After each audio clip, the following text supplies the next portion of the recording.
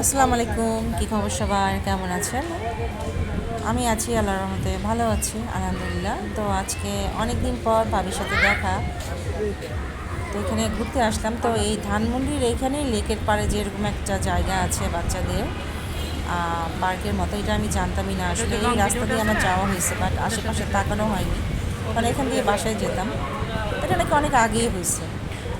তো ভাবি বললো যে চলো, যে বাচ্চাদের নিয়ে ওখানে যাই। তো 8 নম্বর ব্রিজের ওখানে গেলাম। তো ভাবির আরও কয়েকটা ফ্রেন্ড আসছিল। তারপর বললাম ঠিক আছে, চলেন যাই। হাঁটতে হাঁটতে এই জায়গাটায় গেলাম।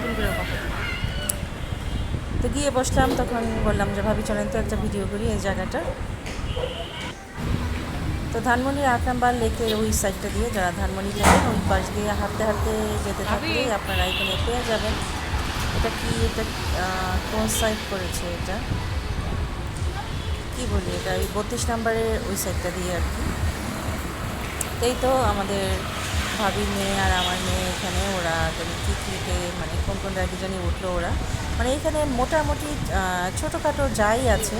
আসলে ঢাকার ভিতরে এতটুকু জায়গা থাকে, আমি মনে করি যে অনেক কিছু।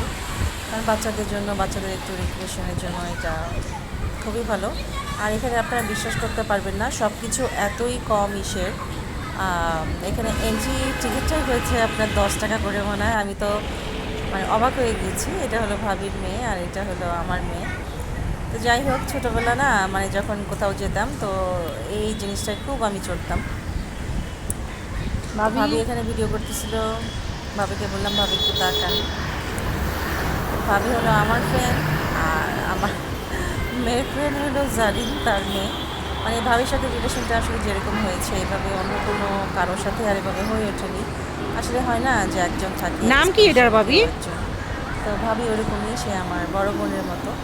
মানে সে আমার ভালো সময় খারাপ সময় দুইটা সময় সে মানে কাছে ছিল বা আছে। এই জন্য তাকে আমার খুব ভালো লাগে, বড় বোনের মতোই তাকে আমি মনে করি। সেও আমাকে খুব স্নেহ করে। এই তো বাচ্চাগুলো ঘুরতেছে, তো যে যে এখানে যেতে চান এখানে যাবেন। তো ফ্রাইডেতে নাকি অনেক ভিড় হয়। তো ভাবি বললো যে এখানে, আমি বললাম ভাবি এখানে আসতে ফাঁকা, বললো না তুমি শুক্রবার দিন এখানে আসতে তুমি দাঁড়াতে পারবে না, এখানে এত লোকজন হয়। তো আমার কাছে ভালোই লেগেছে। তো আমরা তো এক সাইডে বসাচ্ছিলাম, ওই পাশে আরও রাইড আছে। তো আমি এখানে উঠে যাইনি।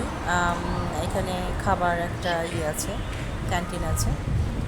তো আমার কাছে ভালোই লাগছিলো। আসলে ওই দিন ওয়েদারটাও ছিল খুবই ভালো, হালকা হালকা বৃষ্টি হচ্ছিল।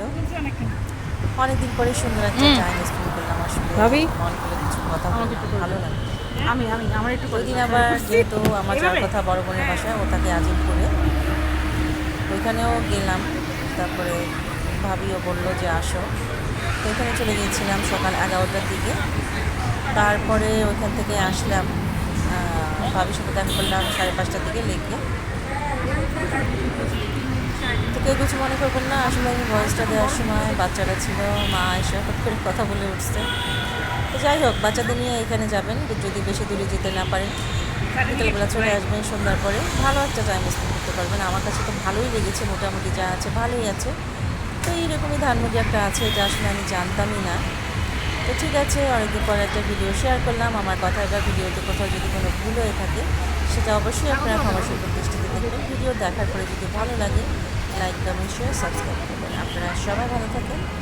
আজকে এই পর্যন্ত, আল্লাহ হাফেজ।